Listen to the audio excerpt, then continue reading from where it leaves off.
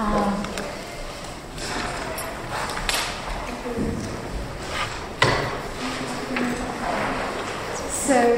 good evening everyone. It's my great pleasure to welcome you here for the second seminar of the series. And even great pleasure to welcome Shashank Kela, who is who's in the very happy position of being an activist, a writer of an academic text, and fiction is what I meant, as well as journalism. So all the different kinds of writings you could actually pursue. Trump is in that position to have, to be experimenting and dabbling and pursuing more seriously each one of those. Shashank has worked as an activist amongst Adivasi trade unions and has written a monograph called A Rogue and a Peasant-Slave. A line some of you might recognize comes out of Shakespeare's Hamlet. And today I think what we'll hear is probably the main argument of the book and perhaps a bit beyond. Which is, I think the book is based on Shashank's work in amongst the youth. Yeah. So welcome, Shashank. Yeah, so to begin with, I'd like to thank the India Institute for inviting me to speak here. And my talk is obviously going to be a bit unconventional in that instead of presenting a paper, as I was told is the usual practice, I'm only going to talk about a few themes, very few, because it's a big book, almost 400 pages, from my book. So the book is called A Rogue and Peasant-Slave, and I'll try not to speak for very long, certainly not more than 40-45 minutes, because I get bored with the sound of my own voice, and hopefully we can take up a few more issues during the discussion. The title, as Kriti said, comes from Shakespeare. Hamlet begins one of his soliloquies, one of his famous soliloquies, by saying, "Oh, what a rogue and peasant slave am I." And since rogues, in the sense of bandits, peasants in the sense of being low-born and base, and also of course of being a peasant, and slaves have traditionally been terms of abuse applied to Adivasis both by non-Adivasis in India and by British officials. I thought it would make a good and suitably ironic title for my book. The subtitle is Adivasi Resistance 1800 to 2000. And I hope it's self-explanatory. For those not familiar with the background, Adivasi is a common Hindi term for tribal societies in peninsular India, which have always stood at an angle to the dominant caste-based social order. In other words, they stand or used to stand at a certain remove from it, were not integrated into it, or only imperfectly integrated, and had their own ways of life and religious systems. In recent years, since the 1980s in fact, a number of historians have questioned whether societies of this type were ever really distinct. We're talking about the whole sweep of Indian history, not just the colonial period, as anthropologists traditionally thought that they were and they are. And the prevailing opinion now is that they were not really distinct in any way. And hence the term Adivasi, which means literally original inhabitant, has been replaced by the more neutral term forest folk, in the work of such historians as Sumit Guha and Ajay Skaria. I have laid out my disagreements with their arguments and their positions in the body of the book, so I won't go into that now. For now, I think it's enough to say that I regard Adivasi societies as being distinct from the agrarian order, from the caste-based social order, though obviously in contact with it, and very often in close contact with it. A contact which had different effects in different regions at different times in the past. D.D. Kosambi pointed out long ago that the integration of tribal societies into the caste structure during the very slow agrarian colonization of the Indian peninsula, which dates from from 1000 BC to something like, I think he took it down to 1000 AD. That was a time period he was concerned with.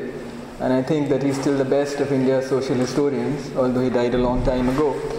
He thought that this integration was one of the key elements of Indian social history, in the development of the Indian social structure. And in the first chapter of this book, I have attempted to expand somewhat upon his pioneering insight. In certain regions, in the great central Indian forest with its twin zones of teak and sal, in the dry deciduous forests of western India, and in the tropical forests of the western Ghats, tribal societies remained distinct for many reasons. They were not integrated into agrarian society, or only imperfectly integrated, although there were pockets of settled agriculture inhabited by non-Adivasis, farmers, merchants, Rajput rulers, zamindars, artisanal castes, and these were encapsulated within much larger regions of Adivasi settlement. There was contact, there was even a measure of acculturation, of cultural change, of adaptation, which sometimes led to the creation of subgroups arranged in a caste-like hierarchy. A rough resemblance, but not the same thing, I should make clear, in terms of patterns of behavior and mutual contact. And so on and so forth. The detailed discussion, as I've said, is in the book. Now the book is divided into two sections.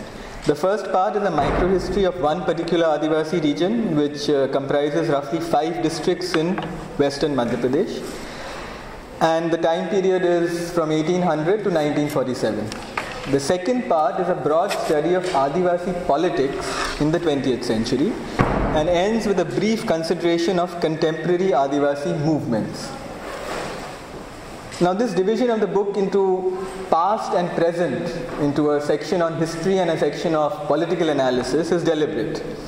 Essentially, I've tried to trace different forms of Adivasi protest and resistance and uncover their reasons, working back from the present to the past. And it's a journey that began with my own experiences. And here I should probably say something about my background. I worked as an activist in an Adivasi organization. It was a registered trade union of Adivasi peasants in western Madhya Pradesh for 10 years, from 1994 to 2004. And the book began as an attempt to make sense of what I saw as I tramped through different Adivasi villages. You could only walk, there was no other way of getting around. It began out of simple curiosity, if you will. I wanted to understand how the structure of oppression that I and my colleagues could observe at first hand, and which we were trying to make some sort of dent in, had taken shape. How it had come into being, and to find out if there had been earlier episodes of protest and rebellion, and it seemed that there had been. Now Kosambi again pointed out long ago the value of doing field work while writing history or researching history in India. Again, he was the first to do that. And there have been distinguished Adivasi histories, as we all know, based on systematic fieldwork. David Hardiman's book on the Devi, Ajay Skaria's book on the dance. The difference is that my own fieldwork was almost entirely involuntary. I had lived in the region for some years, learnt the language, knew something of Bhil society and culture before I began my research. And that was very lucky, because as soon as we started, I did the research with a colleague of mine. As soon as we started doing this research, I realized, and started looking at colonial documents in the National Archives of India in Delhi, I realized that without this knowledge, it was almost impossible to interpret them. Because these documents were often confused, they were obtuse, they were telegraphic, based on a tangled mixture of hearsay, personal observation and reportage of events, and always, obviously, written from a certain vantage or point of view, which omitted a great deal or left it to be inferred. So it was not just a question of reading them against the grain, a la Ranajit Guha, but constantly checking and testing them against my own knowledge. It was a limited knowledge of Bhil society. Now the Bhils are one of India's largest tribal groups. They are spread over a large and compact region in the west, a region which has been artificially and deliberately divided between 4 separate states after India became independent. Western Madhya Pradesh, which in this book I call Nimar, was probably one of the most isolated parts of the wider Bhil region. Now the Bhils are also divided into a number of subgroups with a recognizably common culture despite many regional variations.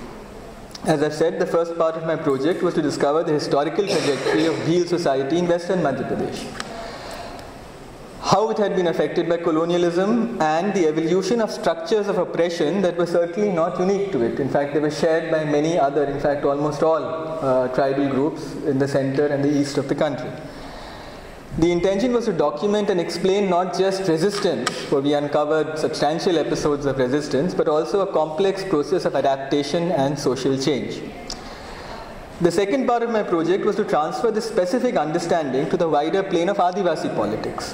to try and suggest how modern forms of politics developed in different Adivasi regions during the 20th century, what this entailed in terms of cultural adaptation and collective responses, and of course how the Indian state, which in a very real sense is heir to the colonial state, has treated and continues to treat its Adivasi citizens. And not just the state, but the very powerful middle class which staffs and directs the state, and of which we hear about all the time now since India's economic boom.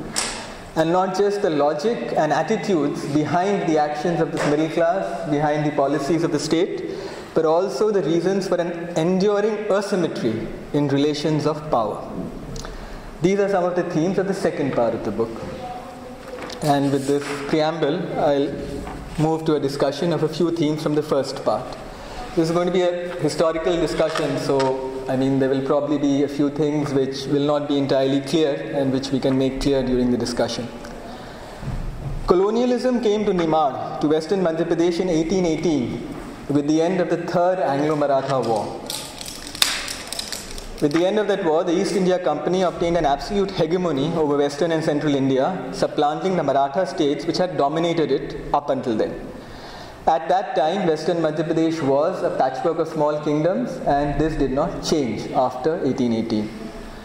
A measure of political reconstruction was carried out.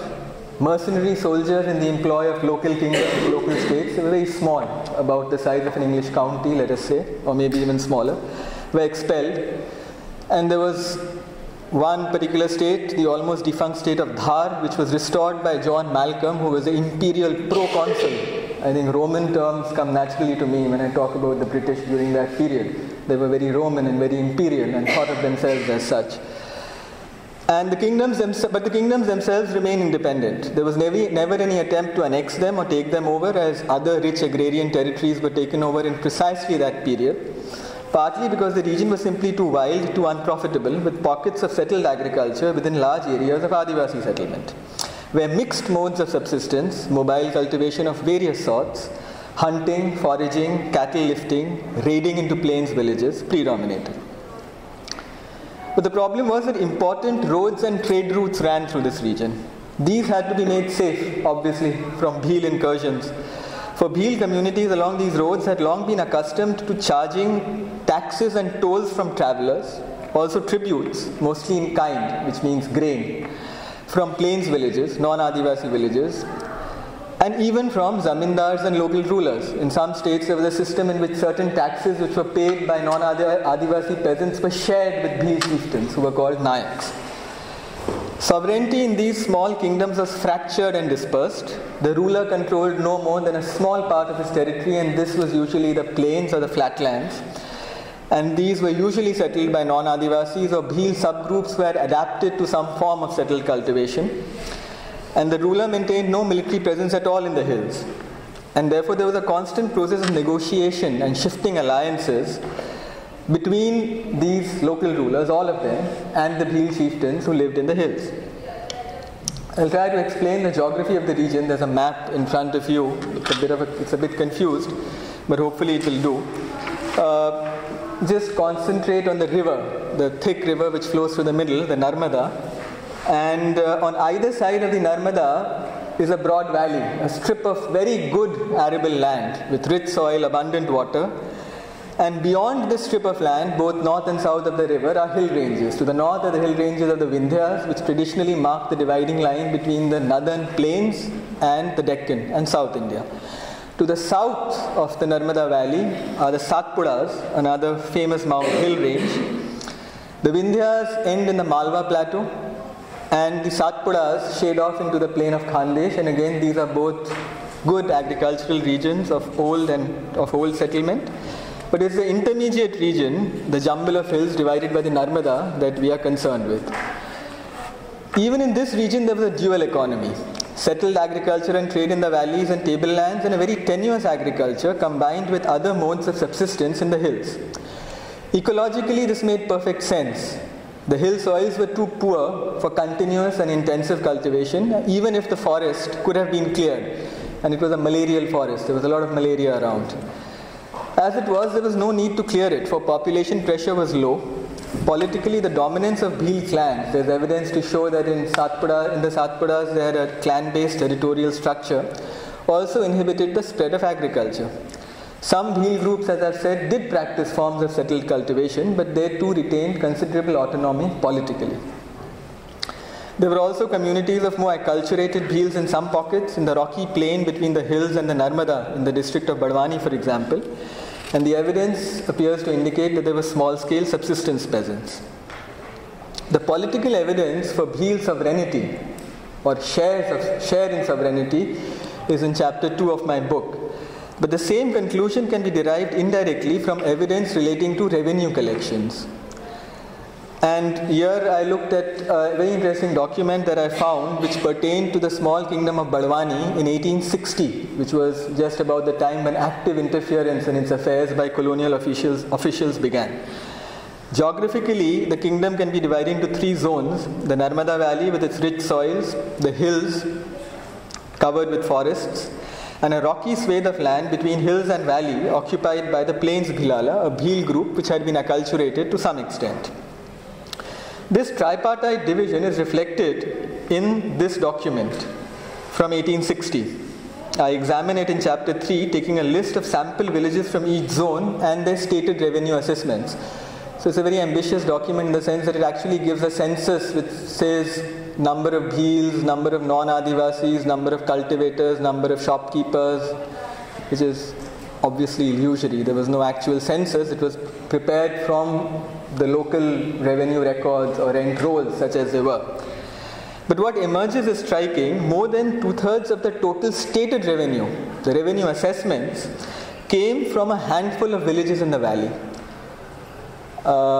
Just 6 settlements, 3 towns, very small towns, and 3 villages, all in close proximity of the river, of the Narmada, not more than 5 kilometers away, any one of them, contributed half the total revenue of the entire state.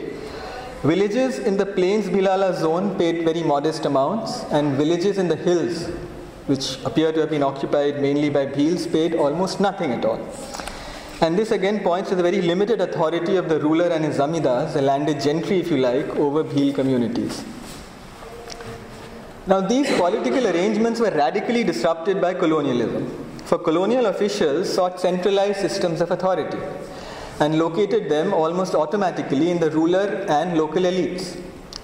Now these, of course, it's important to make clear, claimed an unfettered sovereignty even if they did not exercise it, and they looked upon the Bhils with a mixture of fear and contempt as barbarians. And this point of view was taken over by officials who tended to turn to highly placed non-Adivasis for information, and it goes without saying that their informants were interested in buttressing their own power vis-a-vis the Bhils when they talked to these very powerful representatives of the imperial state. There was, of course, another prejudice at work. Officials were interested above all in agriculture and trade, and the Bhil scarcely matched any image of the sturdy riot. On the contrary, Bhil raiding inhibited the spread of agriculture and the unfettered movements along the roads, and so the primary objective became to suppress them in some way. In short, officials tended to see Bhils as bandits and usurpers of authority, while paradoxically acknowledging that their power and authority was both deep-rooted and long-standing. Malcolm, for example, averred that the Bhils had always been in possession of the hills and that the authority of their headmen, even in the more settled regions, was considerable. But this did not prevent him from trying to cut Bhil power down to size and locate it in an unambiguous hierarchy with the ruler at its head. The strategy he adopted was an old one. It was to use Bhil chieftains to guard the roads, to put an end to thefts, but under strict conditions and supervision. So basically his officers fanned out across the region to local courts to collect information and to persuade Bhil chieftains to sign agreements with local rulers. They examined Bhil claims to tributes, to tolls, to cesses, and balanced them against the claims of the local zamindar or the ruler, invariably in favor of the latter. Then they reduced all these claims, these very mixed claims which were collected individually from travelers, from villages, from courts, from zamindars, to cash payments. And then they arranged that these cash payments should be made directly by the ruler to the Bhil chieftains upon condition of their keeping what was called the peace of the country. The rapid victory of the company's sepoys over the Maratha armies had made Bhil chieftains fall in line with these suggestions, at least in the beginning. In any case, the fact that they effectively outlawed a whole way of life was not obvious at this point. For what these agreements did was to replace a complex, mediated, constantly negotiated relationship between ruler and chieftains. A relationship fundamentally based on equality, since there was no way that any ruler could physically compel any particular chieftain to obey his orders, to a definite unilinear relationship with codified obligations on one side and a promise to make the payments, which were revealingly called tanka, which in Hindi means a stipend or a wage, on the other. Now what happened was, in a sense, inevitable. Almost immediately the rulers began to withhold these payments. And the excuse they made was that the Bhils were still raiding, there were still robberies, they were still taking cattle, etc., etc. Now I argued elsewhere in the book that Bhil raids upon non-Adivasi villages and also upon other Bhil villages were woven into the very architecture of Bhil life, of the pattern of subsistence. To condense a great deal into very few words, they were one way of providing supplementary subsistence in seasons and times of dearth. Once rulers stopped paying these stipends, the Bhil chieftains were left with nothing. The tributes that they collected had been stopped, and now they weren't getting the stipends either, so obviously they continued to raid. They wouldn't have stopped anyway, but this was an additional incentive to keep on raiding. And of course, it was at this point that the company's troops swung into action. In Dhar, their already subjugated chieftains were refused to sign agreements or attend the assemblies which had been called by Malcolm's officers to broker the agreements which I've spoken about. A couple of documents from the 1830s show the extent of oppression in Dhar, because of the close proximity of colonial troops, because Malcolm made his headquarters there for a very long period and basically reconstructed the kingdom, gave it a new identity. It embarked on a very aggressive policy of pacifying its Bhil communities, and the result was a brief and very widespread rebellion in 1832, which had to be put down by the company's troops, since the troops of the court, the local ruler, just simply ran away as soon as the Bhils rose. There are two things that I'd like to highlight in this brief and schematic summary. One is that the process of transformation in Nimad began with political agreements, which aimed to transform what had once been a dispersed and fractured sovereignty into centralized systems of authority. Now this did not happen in a day, of course. The Bhils resisted the process as much and as long as they could, but the direction was set from the beginning. In other words, it was the advent of colonialism which enabled local elites to subjugate the Bhils. And when the Bhils rebelled, as of course they did, it was the company's troops which put down these uprisings. In other words, the colonial power invested local elites in Adivasi regions with a much greater degree of power than they had ever enjoyed before. It invested them with formal authority over Bhil communities, and above all, it provided the machinery of coercion to back this authority in the shape of its own troops. Now I'm going to leap over several decades, 40 years. We were talking about the 1820s, so now I'm going to move to the 1860s. By 1862, the back of Bhil resistance in the Satpuras had effectively been broken. It took 40 years for the British to achieve that. And there was one major rebellion which lasted 5 years from 1857 to 1862. And with its end, with its suppression, Bhil resistance was more or less over. And after that began what I call the second stage of colonialism in Nimad. The first stage was indirect. It consisted of political agreements and ramming these political agreements down the throats of various players and making sure that they operated, at least in some fashion, in the sense that all the colonial troops were always at hand to quell Bhil raiding, although colonial officials did not show a great deal of interest in compelling rulers to keep their side of the agreement, which was to pay these stipends. But now after 1862, the phase of direct economic interference in the internal affairs of all these states began. And its effects can be seen in another small kingdom, which is not far from Barwani, called Alirajpur. In 1869, it was placed under British superintendence for trivial reasons. This meant that the ruler, and he was not a very effective or a very efficient ruler, became a figurehead, and the affairs of the state were put in charge of the Bhil agent, that was the principal British official in those parts. The Bhil agent devised policy which was executed by a native superintendent, a kind of prime minister appointed by him. Now the first thing that happened was, with the beginning of British superintendence, was that the old system of collective village assessments was replaced by an individual plough tax, a land tax charged on the number of ploughs owned by each peasant rather than the extent of his landholding.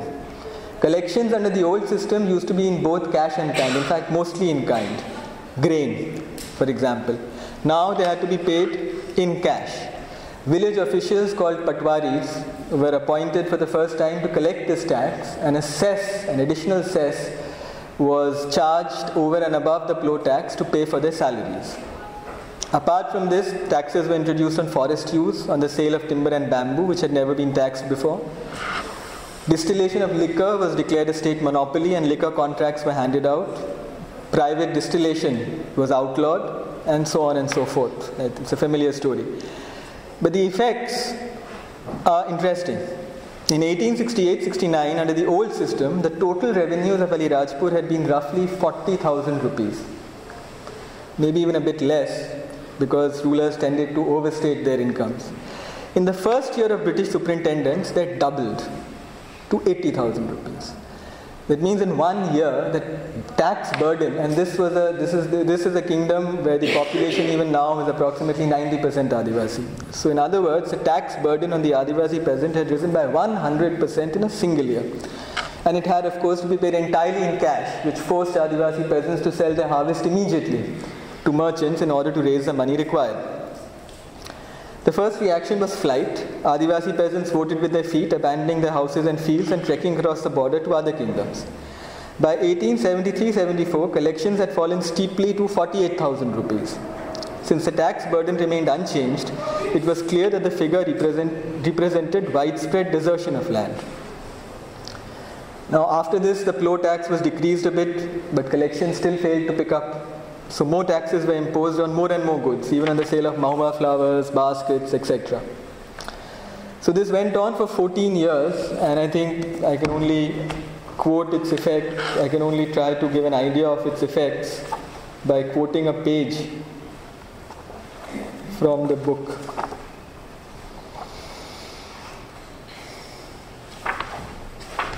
Yeah.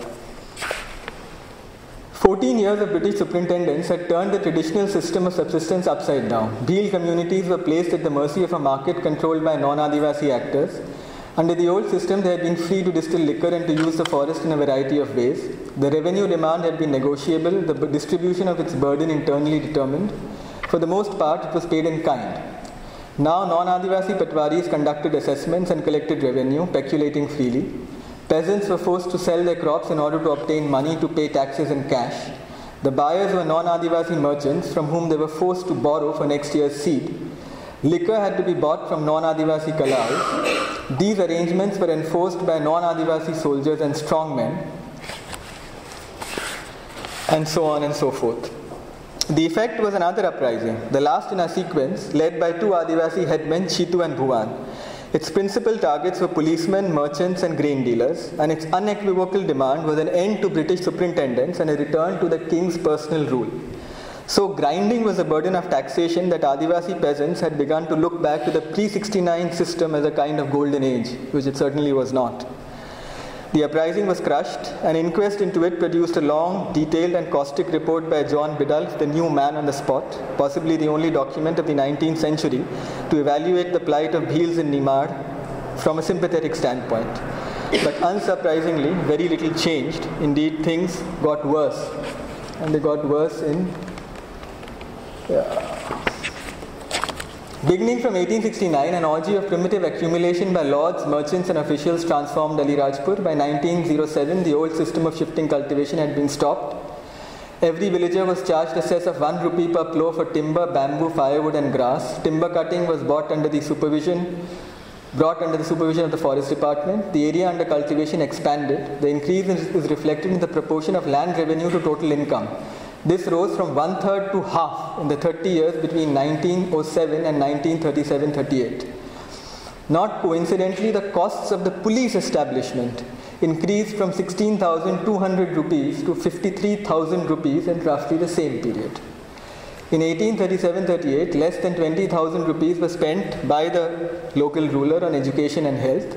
The largest item of expenditure comprised his personal expenses, including marriages and births, and the education of his grandsons abroad. Now, I've tried to show how the effects of colonialism in Nimad fall into two stages. The first stage began with political agreements which fundamentally reconfigured the relationship between local elites and Bhil communities. For 40 years or so, they provoked resistance at regular intervals, and when this resistance was finally beaten down, the second stage began. This was marked by direct intervention in the economic sphere. The aim was to convert Bhils into orthodox tax-paying peasants, and the burden of taxation, as we've seen, was crushing. An essential element in this two-stage process was collaboration between the colonial power and local elites. The trade-off was that local rulers and zamindars lost some independence of action in return for greatly increased revenues, as older systems of subsistence were outlawed to be replaced by peasant agriculture. But one should not overestimate the loss. Colonial officials were careful to preserve the authority of the landed gentry, and corporal punishment and covey, forced labor, remained amongst their privileges until 1947. I have 10 more minutes, but I don't really know whether I should go on. You've got more than 10 minutes. Okay. I really don't have much to say, because this is really what I wanted to say about the first part of the book. It's just a couple of themes from the first part, themes from 2 chapters maybe. But since the book is divided into 2 sections, I also wanted to reflect a bit on contemporary structures of oppression without necessarily connecting them to this particular history. So I'll talk very briefly, since I have a few minutes, about one chapter in the second part of the book. This is chapter 11, which examines how certain collective attitudes amongst different social groups in response to what had become the Adivasi question, the Adivasi problem, or was becoming one, solidified in the first half of the 20th century, and how the Congress, which was the main nationalist force obviously at that period, but also the representative of middle class opinion, of Indian middle class opinion in that period, reacted to Adivasi demands. From the other side, I look at the development of Adivasi responses through the facet of cultural change. I find it interesting to see participation in politics, the development of modern forms of politics amongst Adivasi societies in different parts of the peninsula, also as an outgrowth of a fundamental process of cultural change accompanied by social change in all these societies, because by that time they had been subjected to more than a century of colonialism, and the changes, of course, had been dramatic. So I treat it as a 2-stage process. One is, and mainly I take Jharkhand as an example. In the 19th century, there were a number of major Adivasi rebellions in Jharkhand. I think we all know about them or something about them. And one of the interesting things about almost all these rebellions was what can be called revivalism, which was basically an attempt to revive traditional systems of belief by importing elements from Hinduism and Christianity into them. This was done mostly unconsciously, but sometimes, and to a certain degree, consciously as well. Now once this sequence of rebellions had been crushed, had petered out, and Birsa Munda's rebellion, his great rebellion of 1909 I think, was the last of them, then a second process began, another process began, and this was a process of reform. By that time, the collective response amongst many Adivasi societies seemed to be that it's time to abandon all our old customs, old traditions, old religions. Obviously they are inferior, obviously they don't work in this context any longer.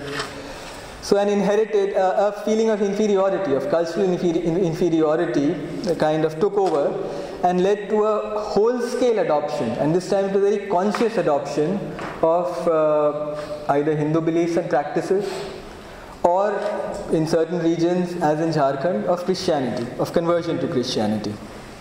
But the second process of reform it is also interesting in that it led directly to the emergence of modern methods of protest and organization amongst Adivasi societies in Jharkhand.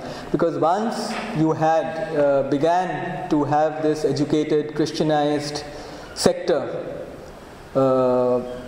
then with access to many things which had not been available to them before, then almost immediately, and the process begins from 1910, they began to organize themselves. Modern organizations, self-help organizations, student organizations, organizations to prevent money lending, to prevent Adivasi peasants from falling to debt, and so on and so forth. And there were many different denominational organizations, Protestant, Catholic, different forms, different sects of Protestants. But many of them finally merged in 1939 to form the Adivasi Mahasabha, which was the first Adivasi movement in India, I think, of the modern type.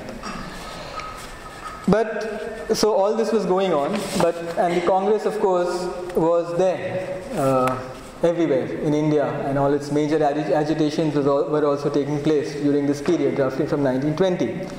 And what is interesting is that throughout these 30 years, the Congress in almost every region set itself resolutely against Adivasi demands and Adivasi concerns. In Jharkhand, the main demand of the Adivasi Mahasabha from the 1940s was the creation of a separate province out of Bengal, and the Congress set itself against that. The local Congress, the Bihar Congress, the provincial Congress set itself against that.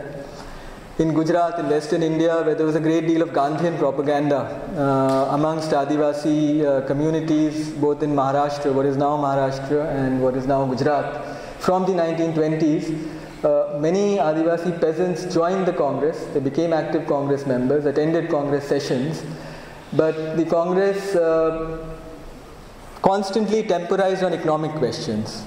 And there's a very interesting and good chapter on that in Hardiman's book, in which he shows how the Congress was trying to mobilize Adivasis against the colonial state while resolutely advising them against economic boycotts, against strikes, against acting in any way against merchants or moneylenders or rich farmers who employed them as farm workers, basically. And I think the Congress response to Adivasi questions, to Adivasi demands, also reflects a wider middle class attitude, Indian middle class attitude of that period.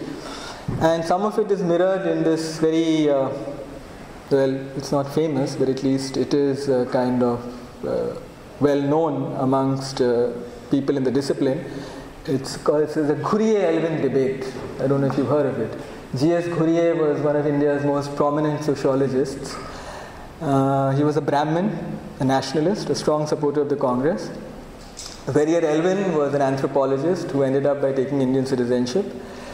And he had, in the 1930s and 40s, he was writing quite a lot in that period.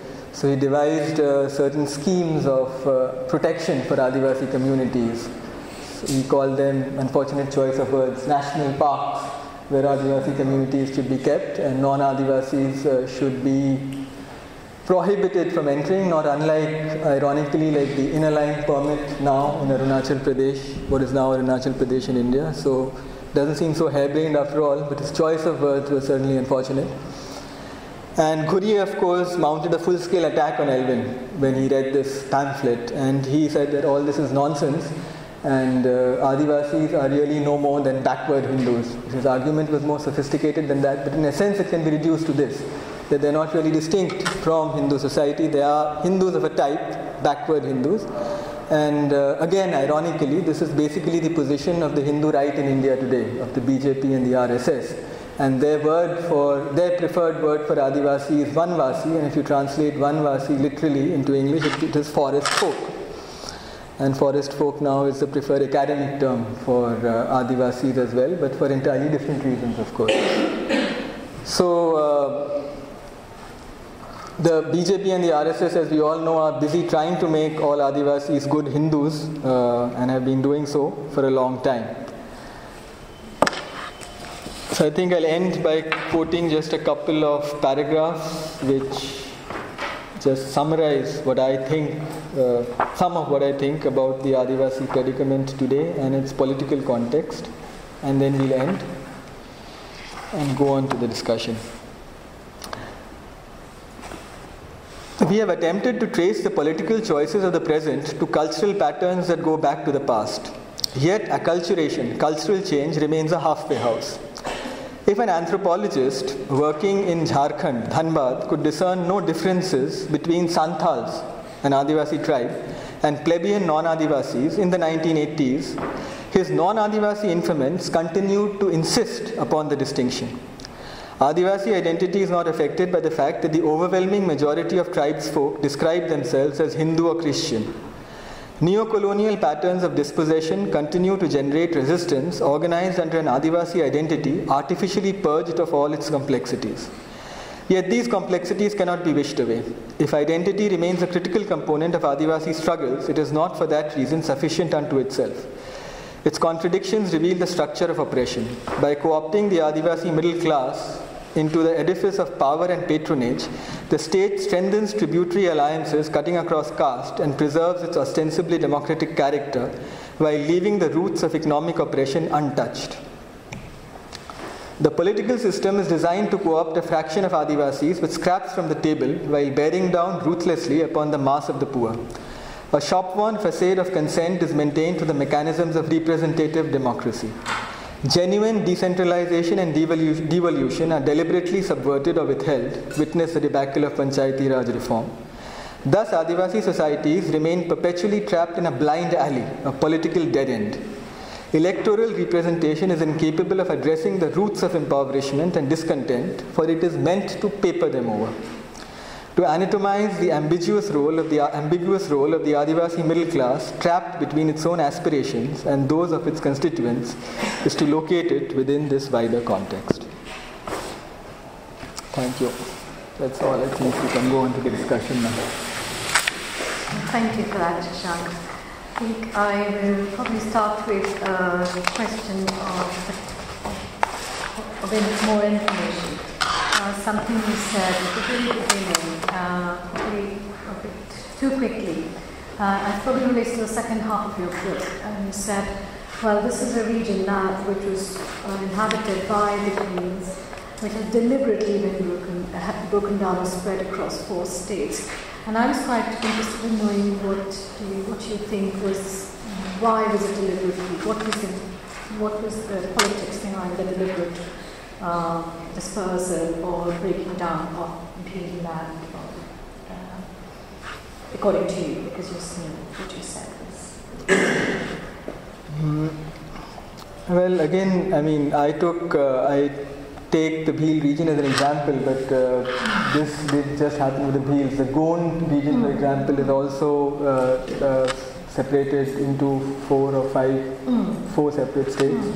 And of course, one of the main demands of the Jharkhand movement was not just after 1947, it was not just the creation of Jharkhand, but also the addition to Jharkhand of Santhal, not Santhal, but Urao and Munda majority districts in Chhattisgarh and Orissa. That's right. And Madhya Pradesh.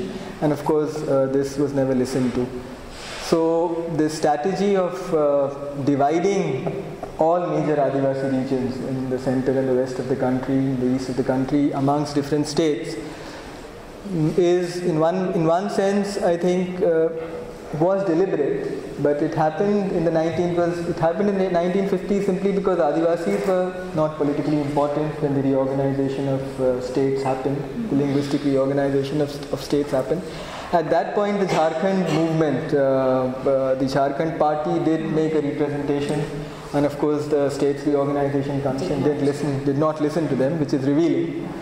So I think it was basically the regional elite in each region which was interested in this kind of division, and the central government was more than happy to go along with it because it was basically all these regional elites had a very effective representation under the federal system in the center. So each regional elite wanted, in a sense, an Adivasi hinterland, consciously or unconsciously, to exploit. So it was convenient. So Orissa got the whole, coastal Orissa got the whole of eastern Orissa, the hinterland. And in the same way, you could say that Bihar got Chota Nagpur. That's right. And so on and so forth. Andhra Pradesh got Adilabad, and there's absolutely no justification of including Adilabad in Andhra Pradesh or Gadchiroli in Maharashtra. So it just happened because the middle class interests and elite interests dictated that the division of the states happened that way. If I were to play the devil's advocate here, would you be actually, if the region had not been divided across 4 different states, aren't we arguing then for something which is, which is actually never ever present, i.e., an undifferentiated region, i.e., this was a secluded national park, even before the national park concept came into being. So we were trying, isn't that a demand for actually an Elwin kind of world? That's an interesting question. The thing is that apart from Jharkhand, there were no demands of, and the Gonds didn't make a demand for a Gond state, and the Bhils didn't make a demand for a Bhil state. There were no modern political movements of that type, either in the Gond region or the Bhil region. The only movement which made that demand was in Jharkhand. But I'm a bit suspicious of an argument that because a unified Bhil region or a unified Gond region or a unified X, Y, Z region never existed in history before that, it shouldn't come into existence, because a unitary India of this type never existed in history before. We are talking, after all, in 1947 India became a modern, before 1947, but after 1947 it became a modern republic with all the paraphernalia of that, representative democracy and federalism, and so you had states. So if you have states and if you have all these institutions which never existed before, then why not have states which also represent, a Bhil state seems to me as logical as a Marathi speaking state, or a Gujarati speaking state, or a Telugu speaking state. And even that, now we know from Telangana that even that is not necessarily a cement which bonds everyone together. No. It may not have made any difference, but I don't see why it could not have happened, especially with reference to Jharkhand, where there was a kind of, where there was specifically... Jharkhand is the only one good example. This might be, we should think, is a back projecting of contemporary politics onto, contemporary political concerns onto something that is my understanding, I think. Bhil region is a consciousness of a Bhil region is probably more articulate than it might have been, I imagine. Because if there was no political, in your terms, no modern political formation at the moment of independence, or just prior to it, or even 20 years before it, I guess. Then if we end up arguing for a Bhil region at that time, it's actually in some ways an Elwin-like argument. Possibly, but I believe that the boundaries of India could have been drawn very differently, especially with reference to Uttar Pradesh and Madhya Pradesh, these monster states. Indeed. And later on, of course, Madhya Pradesh had to be broken up, and now possibly Andhra Pradesh will also be broken up. So they were unsatisfactory at that time. They were a compromise. And this is very wishful thinking, I absolutely agree. But one could have had better boundaries which acknowledged Adivasi aspirations, even when these were only latent at that time. Possibly, I don't know. Yes. Can we go back a bit? You said between 1820s and 1860s, there was indirect administration by the colonial administration. Then in the 1860s, they directly intervened. Now, why did that change take place? And has that pattern still persisted in post-independent India? And if so, why? Again, the reasons for that are pretty complex. I think the 1830s certainly, in the 1830s and to a certain extent the 1840s were cost-cutting decades. London was busy trying to cut costs as much as possible, cut the costs of administration, etc., over the whole of India. So there was a general tendency after the sequence of wars from 1800 to 1820, 3 major wars against the Marathas, and before that there was a struggle against Tipu and so on and so forth. A lot of money had been spent. So the reaction, and there were a lot of major annexations after the third Anglo-Maratha war. The whole of the Peshwa's territories were annexed, and then basically the province of Bombay came into existence during that period.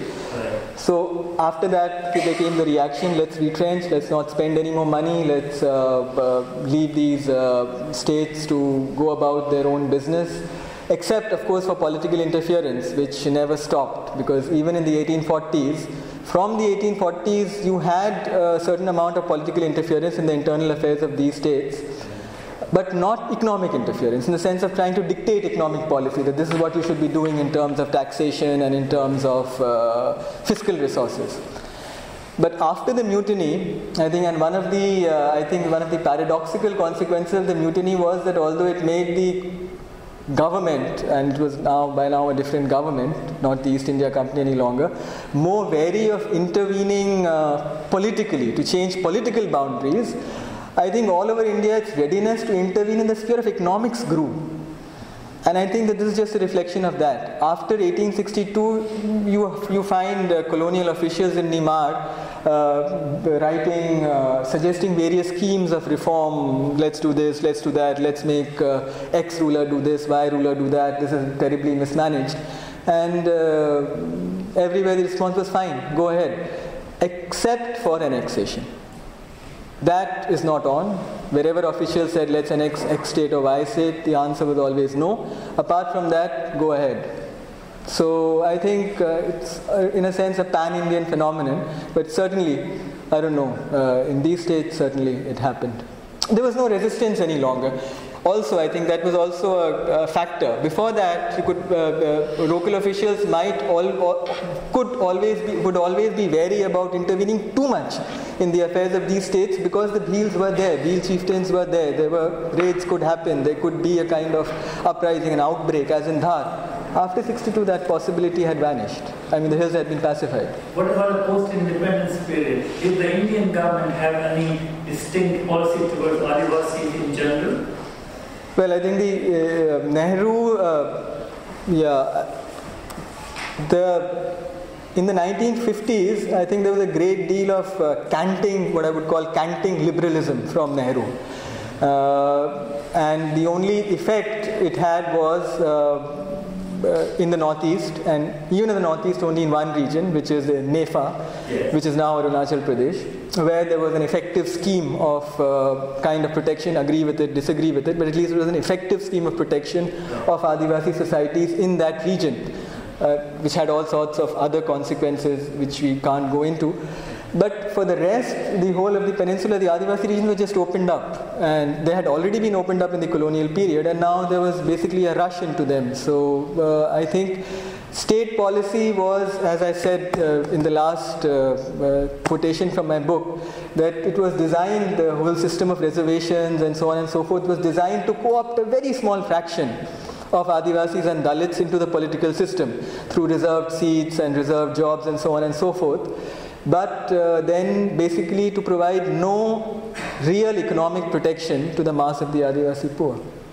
In fact, exactly the reverse. To open them to economic exploitation of on an unprecedented scale. My question is something regarding the methodology. What are the central questions that provoke you to undertake such a kind of study or write a book? Why I'm asking this is because the first part, when you're discussing the history, you talk about the Bhils and their history. And the second part, I don't know what it contains in your book, but it seemed that you were talking about political consciousness among the Jharkhand Adivasis or the state of Jharkhand. So what comes to my mind is what were the central questions, in the sense that I try to argue that the historical experiences of tribal societies in different parts of India could in some way seen through one frame of reference or seen as, because obviously their historical experiences, their socio-economic experiences differ reasonably. So can you elaborate on that? And secondly, about the conclusion that you had, I wanted you to throw some more light on the conclusions of your book, because that would actually enlighten more about the policies that the post-colonial government had towards these regions and how the treatment of these tribal folk inhabitants were different from the Dalits in particular, because you see the coming up of the STs and SC commissions, etc., to formulate policies. So, can you please throw some light on that as well? Well, I think for the second part of the question, there's really no answer. It's all in the second part of the book, basically. So, there's no one conclusion. There's no one conclusion that I can give to a book like this. Because what I've tried to do in this is to look at this whole contemporary Adivasi problem through a variety of perspectives. One, of course, is the role of the Adivasi middle class, which is a controversial topic, but which I think has to be addressed at some point. What is the political role of what is the political role that the Adivasi middle class has played over the past 50 years? How has it developed? How constructive has it been? And you could ask exactly the same questions about the Dalit middle class. So it's all there in different chapters of the book in the second part. The other, of course, is the policies of the state and the attitudes behind them, relations of power which dictate these attitudes. The third would be also a kind of economic questions, ecological questions, this whole wave of neoliberalization since the second wave of industrialization, which is now washing over all these Adivasi regions and creating even more dispossession, even more misery. And modern forms of protest and organization, all these Adivasi movements which one reads about in newspapers in India sometimes, but we know about them through other ways also, which have sprung up in literally dozens, even hundreds of places. So it's basically an effort to look at this whole question from many different perspectives. As for the methodology, well, I think that up till roughly 1910, 1914, let's take the First World War as a convenient dividing point, although it has nothing to do with India. Up till 1914, you can argue that the history of each Adivasi society was particular and specific, as you say. But after that, in the first half of the 20th century, all these different particular and specific histories begin to converge because of the experience of 100 years of colonialism, because of that transformative experience which has changed these societies, all these societies, in many ways, and has brought them at a certain level, to a certain stage of desperation, if you will, of impoverishment, if you will. So from that point it becomes possible to generalize. It becomes possible to say, to talk not just about Jharkhand, not just about the Bhil region, not just about Bastar, not just about Wayanad in Kerala, but it becomes possible to speak about Adivasi responses as a whole in different parts of the peninsula, not excluding the northeast obviously. And of course, one has to do that very carefully. We are talking about trends here, collective responses. And the reason why I talked more about Jharkhand here, there are other regions are also discussed in the book, is that Jharkhand was far in advance of other Adivasi regions politically, for many reasons. So many of the demands, the currents that began in Jharkhand, that first appeared in Jharkhand, were later to appear in other Adivasi regions. But I think you can speak of a pattern of collective responses which transcends region-specific differences. Yes. But then why it actually started with Jharkhand? Because there should be some questions like why it started with Jharkhand? No, I'm not saying it started with Jharkhand. I'm saying that Jharkhand, because of its particular history, and it can't be summarized, but let me try. Because of this, Jharkhand has a lot of different tribal groups and large ones, very militant. There was a sequence of major rebellions in Jharkhand. Above all, there were Christianizing currents in Jharkhand which began in the 1850s. So you had a small, educated, not middle class, but later on it became middle class Adivasis from there before anywhere else. And it was exposed to different political currents because the Congress was very active there. It was not like the Bhil region, a backwater in which the Congress hardly penetrated. So you had nationalists there trying to propagandize amongst Adivasis. You had the Adivasi Mahasabha. You had the colonial state and colonial officials with their schemes of reform. You had anthropologists going there. You had many different currents. And so many political demands appeared in Jharkhand, responses appeared in Jharkhand, and then were reflected, strangely enough, in other Adivasi regions as well. It took a little time, but they appeared in other Adivasi regions as well. There is a lot that's been done for Adivasis or for the SCs and STs in India. There have been a lot of commissions that have been constituted and stuff. In your take, I think, what do you feel is the problem with it? There's a lot that's been spelled out, but not much change seen. Do you think the enforceability is the issue, or the framework of such good deeds is the problem? As in, are they wrongly done, or they're wrongly framed? Because there's not much there, but you see an SC, an Adivasi commission, you have political parties that run on them, and then there are a lot of aspects that run around but then not much done to them. They live on them, but they don't. Nothing seems to trickle down to them, to the actual people, to the actual subjects. What do you think is the problem? Is it the enforceability, or the framework as such is something to do with the framework? Well, first of all, I'd say that very little has been done for Adivasis and Dalits in India. What you have, what independent India came up with in 1850 was the absolute minimum in terms of protective legislation. If you compare the Adivasi question with the Dalit question, then Ambedkar in the 1930s was already arguing for separate electorates for Dalits, and this, of course, was a demand which the Congress would have abolished itself rather than given to. Gandhi, one of Gandhi's most famous fasts, was against this demand, and Ambedkar believed that this was a radical arrangement, to have a separate electorate in which only Dalits would vote for their own candidates. So obviously in 1950 the constitution didn't grant that. Instead they granted reserved seats for Adivasis and Dalits.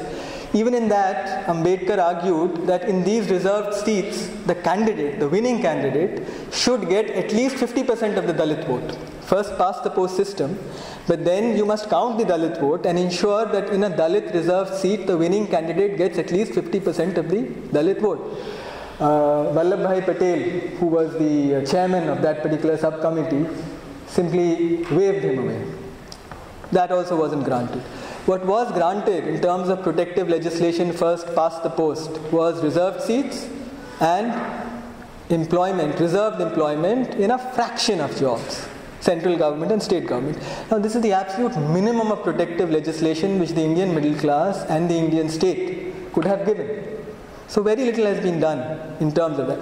Economic protection, zero. In terms of forest policy, in terms of protecting Adivasi areas, in terms of preventing loss of land alienation. So the problem is not just with enforceability, although obviously enforceability is a problem. You have protective legislation which is not enforced, and it can't be enforced because the vast majority of government functionaries are non-Adivasis in Adivasi regions. And a non-Adivasi government functionary who essentially thinks of Adivasis as glorified monkeys is not going to be particularly interested in seeing that an Adivasi peasant doesn't lose his land to a non-Adivasi. He's too busy exploiting them himself. And the tragedy, of course, is that Adivasi representatives and Adivasi functionaries tend to behave in the same way. The structure of exploitation is kind of so pervasive, the pattern of behavior is so pervasive, that is the only way to get ahead, because office is a means of enrichment. You get a government job, you enrich yourself. It's a way of enriching a family. It's a way of enriching all your relatives. So tragedy is that Adivasi functionaries also behave in much the same way. But yeah, to return to your question, it's not just enforceability, it's a whole framework which is totally inadequate to address Adivasi demands and also to address Dalit concerns, certainly.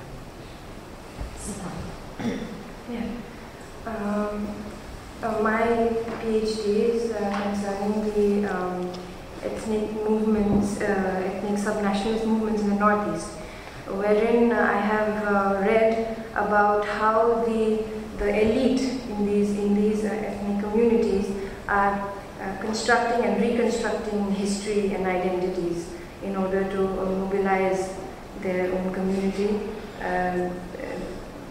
for various reasons. So I was wondering, since you mentioned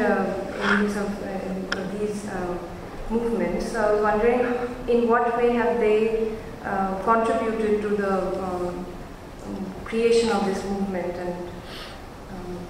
and have you taken a critical look at that in your book? Well, I'm not sure what you're referring to, because when I talk about local elites in the first part of my book, I mean non-Adivasi elites. Rajputs, merchants. I'm talking about the Adivasi. You're talking about, in the second part of my book, members of the Adivasi communities who have received education. And, okay. So what has their role been in this? Well, yeah, again, so these are all questions discussed in the second part of my book. So, broadly speaking, I would say that it, of course, differs from region to region, but in terms of political participation, the Adivasi middle class, I somehow don't feel that elite is a particularly useful term in this context, although obviously there must be some very rich people amongst them as well. But it's more useful to speak of an Adivasi middle class, in my opinion, and a Dalit middle class rather than elites. So this middle class, of course, plays a very important role in political mobilization of the conventional type. In fact, it directs it.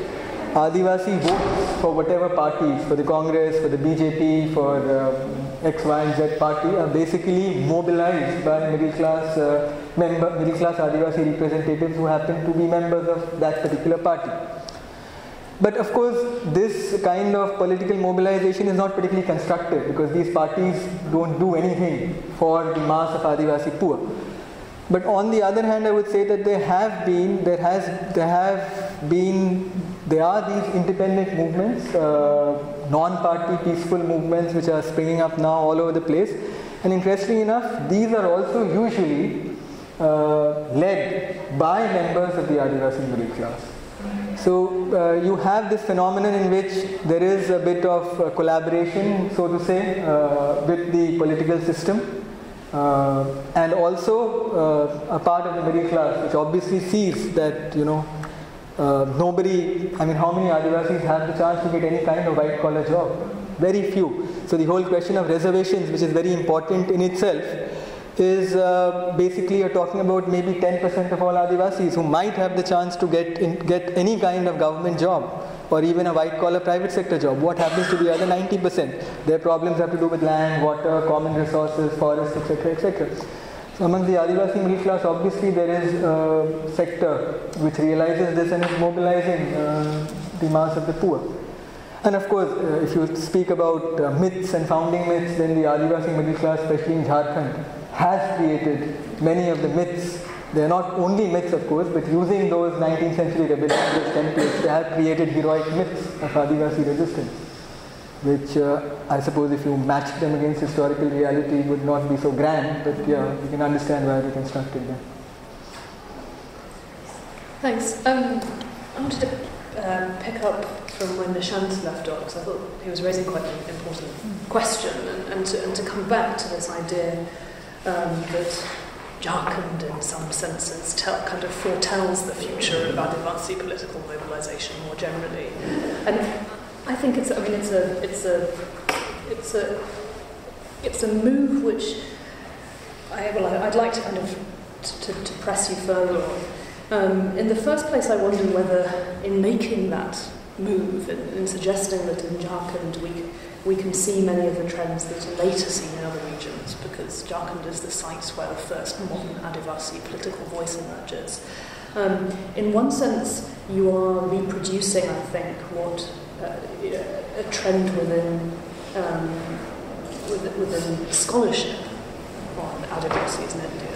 Jharkhand has certainly produced the most scholarship on Adivasi political mobilization. And so it is at the forefront of our minds when we think about it. But I'm not entirely convinced that it's the most useful move, because there are other equally strong narratives that emerge elsewhere, and that produce different understandings of the Adivasi present and past. If you look over the border from Jharkhand, in what is now Chhattisgarh, in both Sarguja and in Bastar, you see a much stronger role of former princely rulers than we see in Jharkhand, and you see a much earlier penetration of Sangharavar, the Vanvasi Kalyanashram, and Hindu nationalism. It's utterly striking if you look at the census figures. These are crude measures, but if you look at the census figures of religious identification in Sarguja and in Jharkhand, in Sarguja 94% of Adivasis self-identify as Hindu. In Jharkhand the figure is more like 40%. And so, while yes, you have a much earlier presence of Christian missionaries in Jharkhand, which helps to create a certain kind of articulate Adivasi middle-class movement, in what is today Chhattisgarh, you see rather different historical patterns of Adivasi political and social mobilization, which may tell different stories. And so I'm still not entirely sure why it is useful, either analytically or politically, to suggest that what we see in Jharkhand from the early 20th century produces a kind of singular trend. And my concern is that that's a move which mirrors a shift more generally in popular discourse about the Adivasi, which is to create a much more singular narrative. And on one level, that levers open space in public discourse to talk about Adivasi issues. It opens up space to critique current processes of economic liberalisation and the distributive consequences of land grabbing and resource grabbing that we're also aware of in India today. An awful lot is being collapsed into the Adivasi narrative, but I wonder if what we lose sight of when we do that are these other alternative local historical narratives which produce quite different presence. And unless we recognise that difference at the regional level, there's the risk that we actually close down the space for alternative narratives to emerge at the local level. By assuming that we're empowering Adivasis across India by picking up on this particular narrative. So. Well, I think there's a slight misunderstanding here. I don't believe that Jharkhand foretells the future politically. What I wanted to say in response to the question was that many collective responses that were visible in Jharkhand first, collective Adivasi responses that were visible in Jharkhand first, because of this early creation of an articulate, educated minority, become visible in other Adivasi regions later. But what about those places where we don't see collective Adivasi responses? Jharkhand tells us about one set of responses, but it doesn't tell us about Adivasi experience everywhere, does it? Exactly. So Jharkhand is certainly not a template for, and has not been a template for political mobilization for Adivasis elsewhere.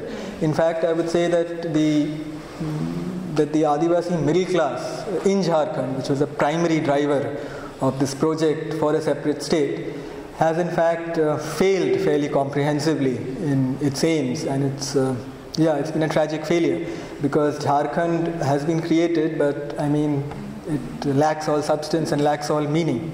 Exactly the same things go on as went on when it was part of Bihar. In fact, they are much worse. Only you have the figurehead of an Adivasi chief minister and Adivasi representative. So I would say that Jharkhand in fact is a failure politically. But not only because the Adivasi middle class failed, but also because of various other factors.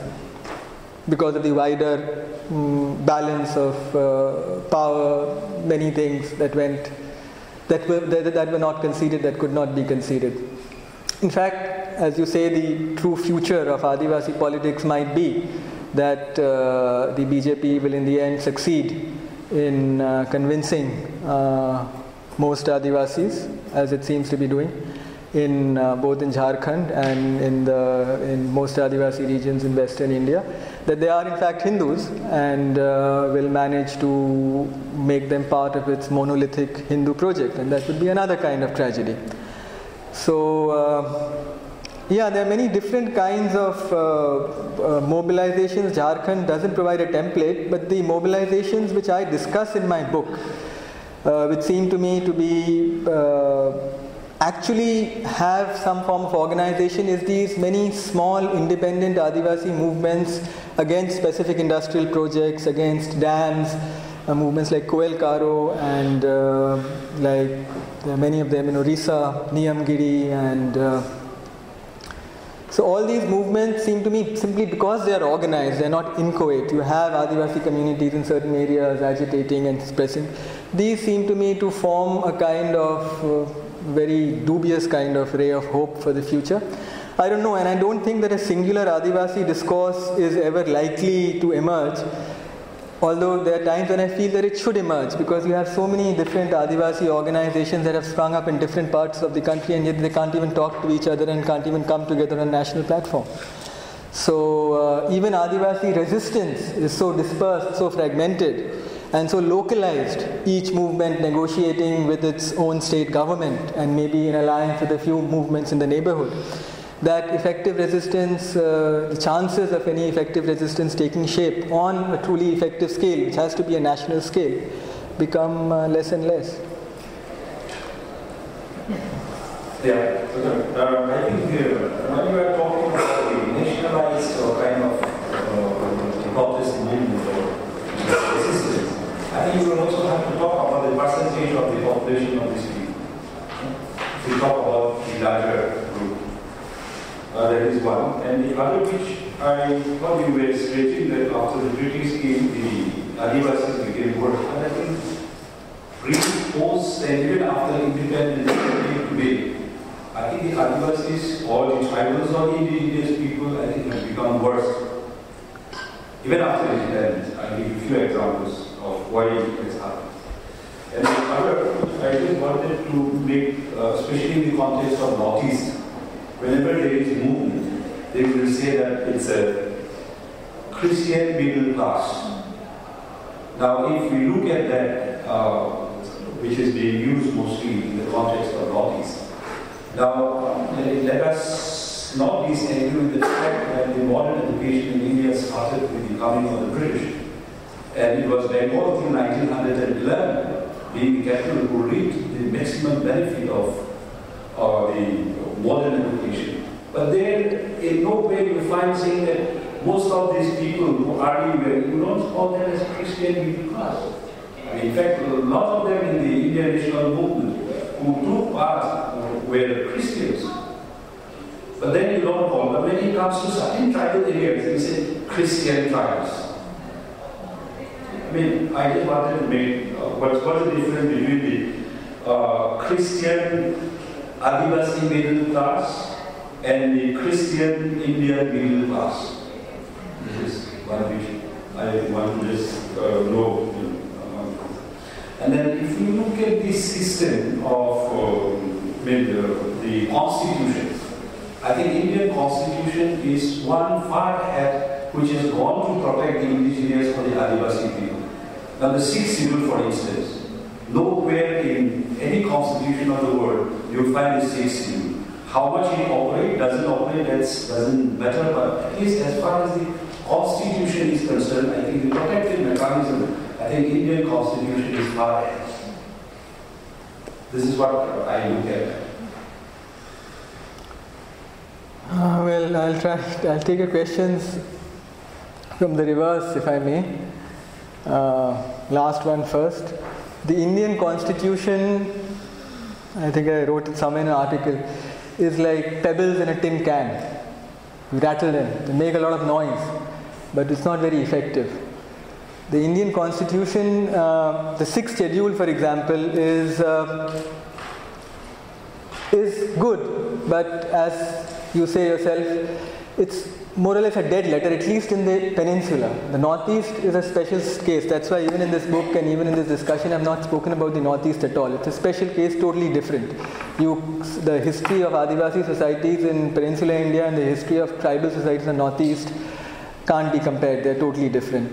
So, the implementation of the 5th and 6th schedules is much better in the Northeast than it is in Peninsular India. And in Peninsular India, many of its provisions, such as the governor playing a more proactive role and so on and so forth, are a dead letter. They've never been used. As far as the Christian middle class is concerned, I agree absolutely with you in the sense that an Adivasi middle class makes no difference whether it's Christian or Hindu. It's an Adivasi middle class. Part of it happens to be Christian, part of it happens to describe itself as Hindu. But if you are saying that what is the difference between the Christian middle class and the Adivasi Christian middle class, well, the difference is the word Adivasi. And it's quite a big difference. But fortunately, the Christian middle class, non-Adivasi, does not, as far as I know, in any region, you don't have a non-Adivasi Christian middle class in substantial numbers along with an Adivasi Christian middle class, fortunately. Otherwise, the tensions between the two, as the tensions between the section of Adivasis who describe themselves as Hindu and middle class and the section of Hindus who are definitely middle class would come out into the open, I suspect.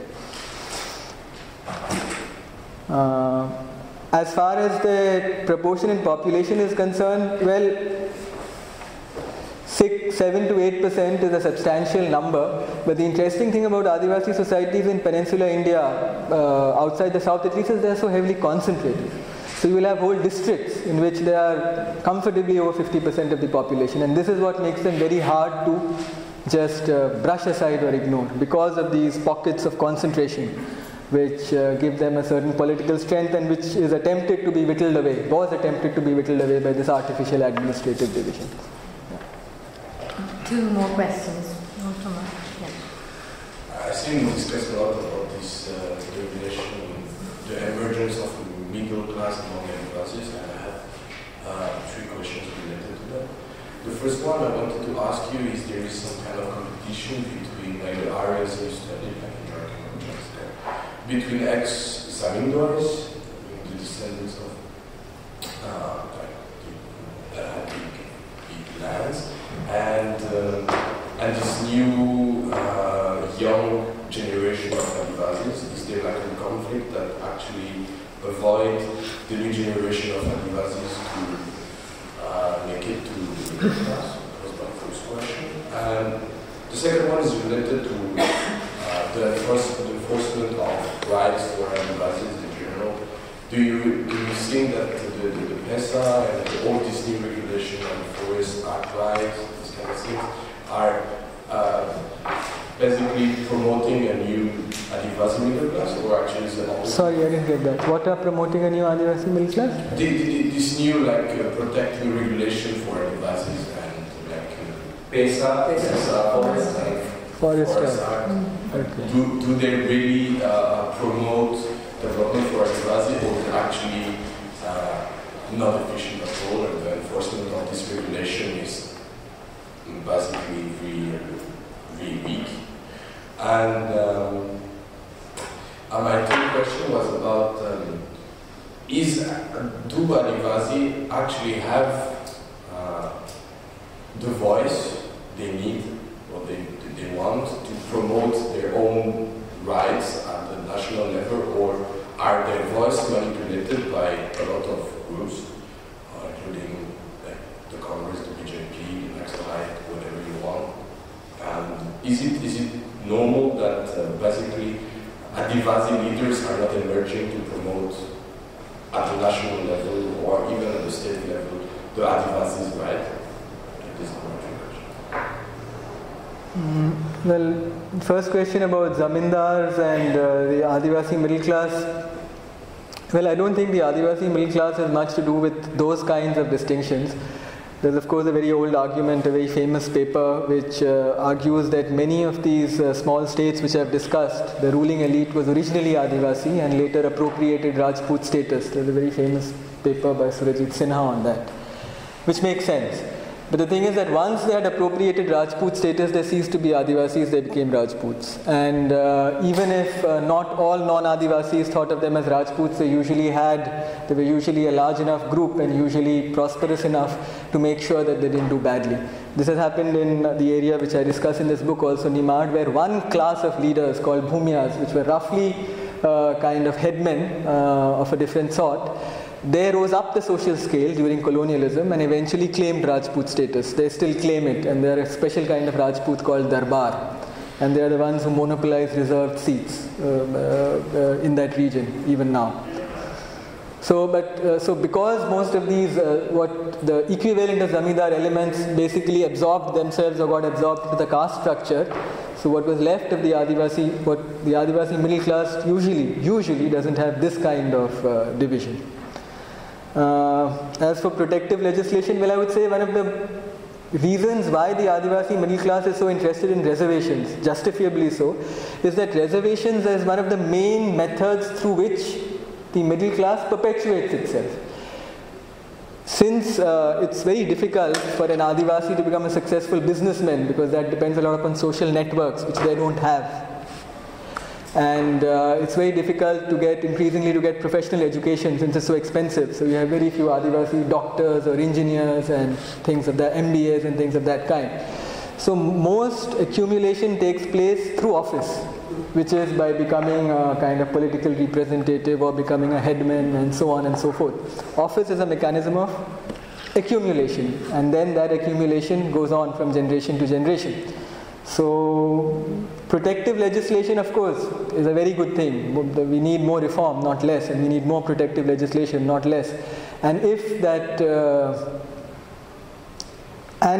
that really doesn't have, I don't think it has any effect on the number of offices available for the Adivasi middle class.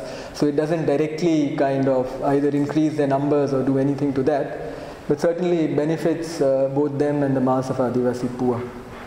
As for Adivasi voices not being heard, the thing is that there are all too many Adivasi voices, and they are in the Congress, in the BJP, in all the main parties where they are usually marginalized and usually say what they are told to say, usually but not always.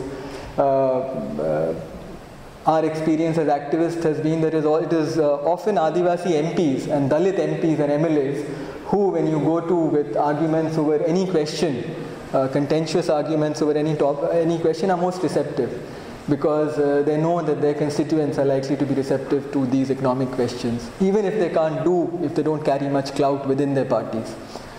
And there are lots of independent Adivasi movements, not in the sense of the Jharkhand movement, but movements fighting displacement on various fronts. The problem is to bring all these voices of resistance together and make them effective. Seems. Quick last question. Yeah, sure. I don't know if my question is within the context. You said the Adivasi movements, they are localized and there is no national level movement fighting the ground. The nationalism and Maoism that we see, so-called because of the national security, isn't this a form of or evolved form of Naxalite rebellions that had emerged, or is it, as I mentioned, is it the Maoist and Naxalite movement is only manipulating Adivasi neglect that has been happening for so many years? And also I want to ask if the book gives us some kind of introduction to the genesis of Naxalism and Maoism as India faces today. Yeah, it does. I discuss Maoism and Naxalism in the book. I should warn you that a reviewer said that the discussion is unsatisfactory. I should have said and analyzed much more than I do.